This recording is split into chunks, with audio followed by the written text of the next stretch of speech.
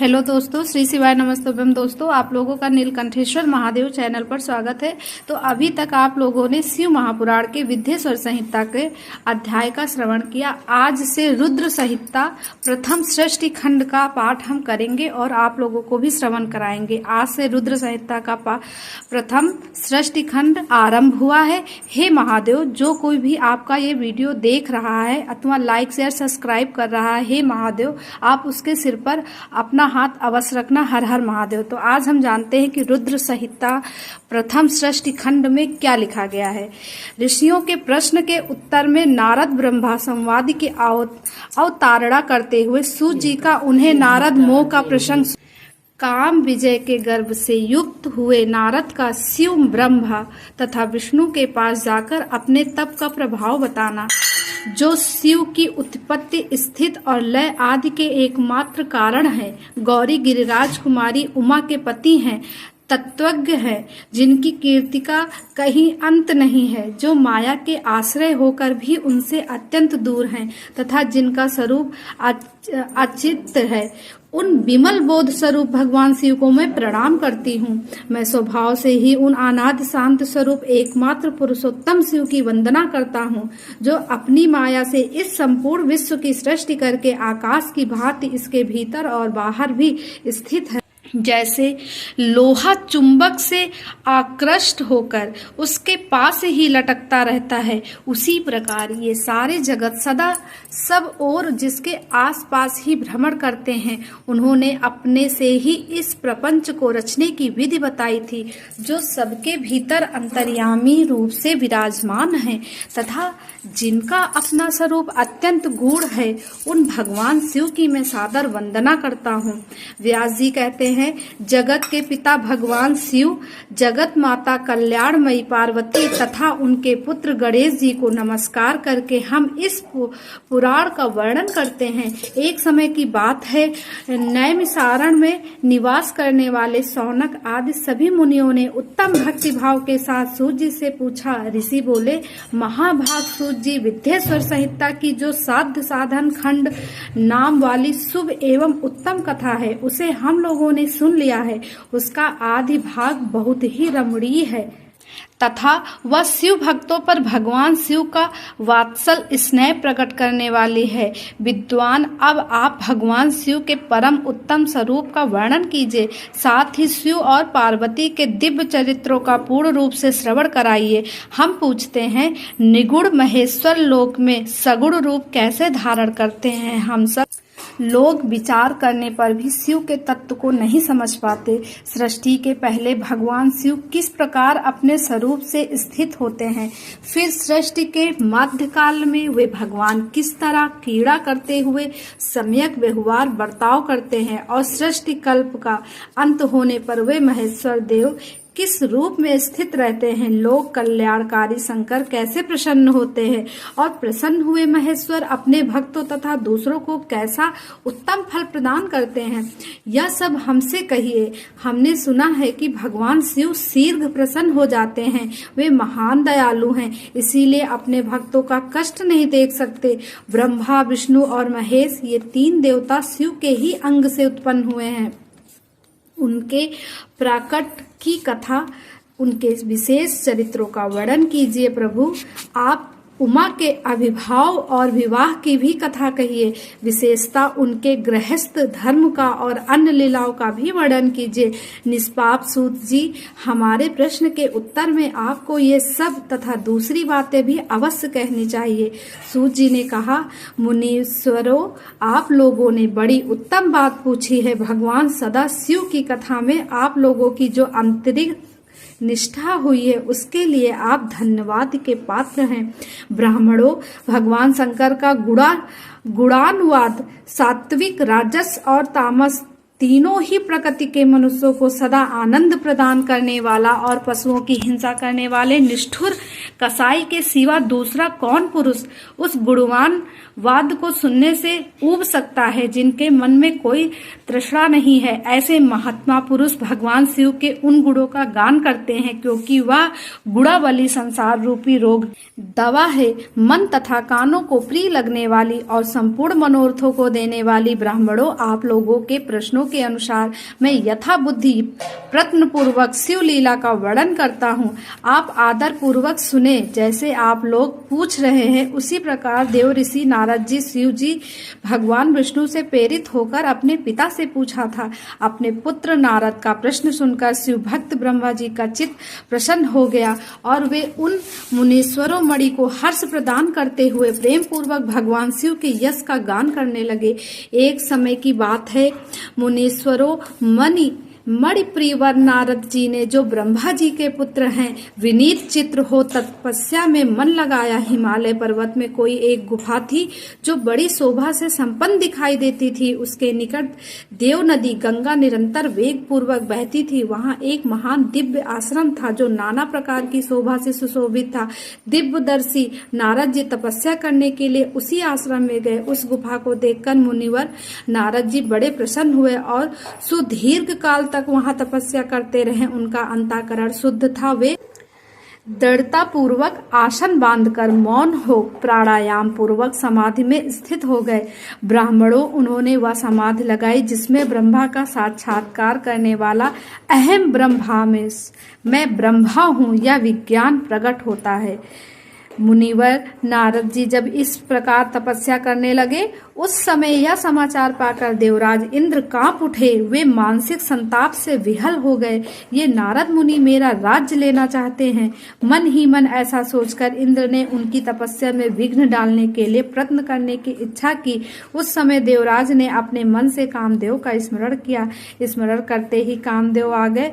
महेंद्र ने उन्हें नारद जी की तपस्या में विघ्न डालने का आदेश दिया। यह आज्ञा पाकर कामदेव वसंत को साथ ले बड़े गर्व से उस स्थान पर गए और अपना उपाय करने लगे। उन्होंने वहां शीघ्र ही अपनी सारी कलाएं रच डाली।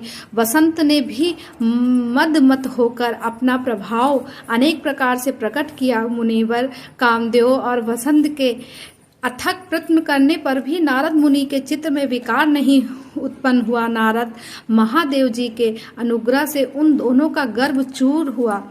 सौनक आदि महर्षियों, ऐसा होने से जो कारण था उसे आदर पूर्वक सुनो। महादेव जी की कृपा से ही नारद मुनिवर पर कामदेव का कोई प्रभाव नहीं पड़ा। पहले उसी आश्रम में काम शत्रु भगवान शिव ने उत्तम तपस्या की थी और वहीं उन्होंने मुनियों की तपस्या का नाश करने वाले कामदेव को शीघ्र ही भस्म कर डाला था। उस समय रति ने कामदेव को पुनः जीवित करने के लिए देवताओं से प्रार्थना की। तब देवता ने समस्त लोगों का कल्याण करने वाले भगवान शंकर से याचना की। उनके याचना करने पर वे बोले, देवताओं, कुछ समय व्यतीत होने के बाद कामदेव जीवित हो जाएंगे, परंतु यहाँ उनका कोई उपाय नहीं चल सकेगा। आमरण गढ़ यहाँ खड़े होकर लोग चारों ओर जितनी दूर तक भूमि को नेत्र से देख पाते हैं, वहां तक कामदेव के वाणों का प्रभाव नहीं चल सकेगा, इसमें संशय नहीं है। भगवान शंकर की इस उक्ति के अनुसार उस समय वहां नारद जी के प्रति कामदेव का निजी प्रभाव मिथ्या सिद्ध हुआ। वे शीघ्र ही स्वर्गलोक में इंद्र के पास लौट गए। वहां कामदेव ने अपना सारा वृतांत और मुनि का प्रभाव कह सुनाया। तत्पश्चात इंद्र की आज्ञा से वे वसंत के साथ अपने स्थान लौट गए। उस समय देवराज इंद्र को बड़ा विषम हुआ।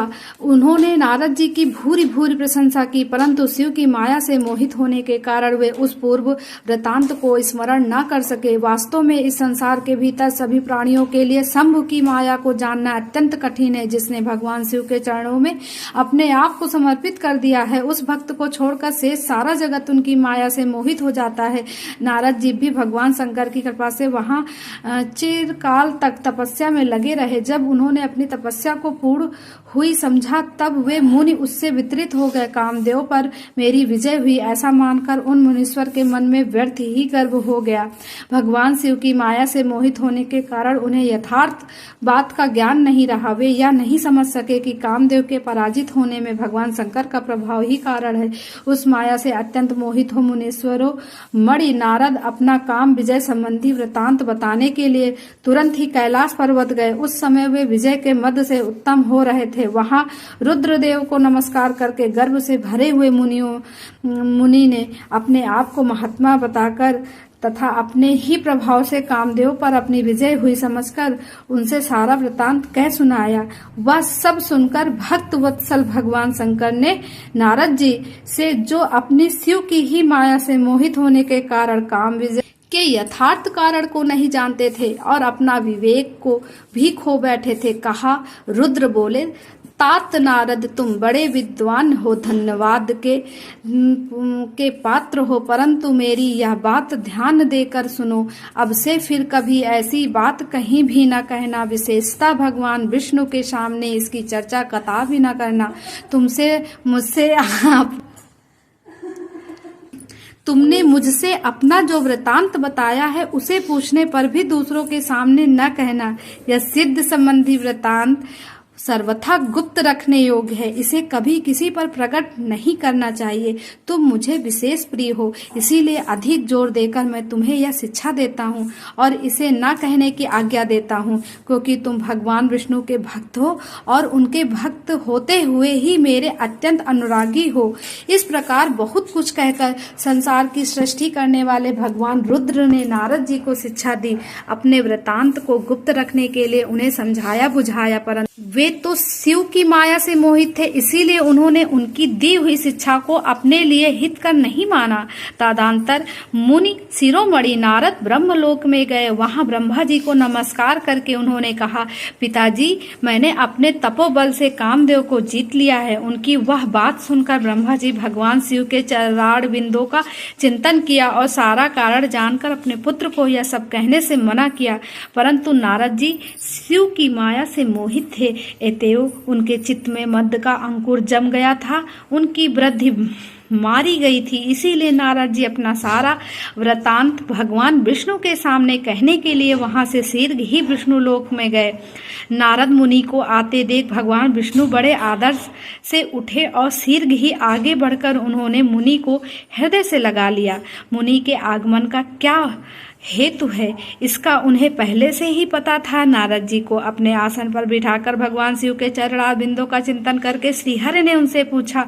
भगवान विष्णु बोले, तात कहाँ से आते हो, यहाँ किस लिए तुम्हारा आगमन हुआ है। मुनि श्रेष्ठ, तुम धन्य हो, तुम्हारे शुभ आगमन से मैं पवित्र हो गया। भगवान विष्णु का यह वचन सुनकर गर्व से भरे हुए नारद मुनि ने मंद से मोहित होकर अपना सारा वृतांत बड़े अभिमान के साथ कह सुनाया। नारद मुनि का वह अहंकार युक्त वचन सुनकर मन ही मन भगवान विष्णु ने उनकी काम विजय के यथार्थ कारण को पूर्ण रूप से जान लिया। तत्पश्चात श्री विष्णु बोले, मुनि श्रेष्ठ, तुम धन्य हो, तपस्या के तो भंडार ही हो, तुम्हारा हृदय भी बड़ा उदार है। मुने, जिसके भीतर भक्ति, ज्ञान और वैराग्य नहीं होते, उसी के मन में समस्त दुखों को देने वाले काम, मोह आदि विकार शीघ्र उत्पन्न होते हैं।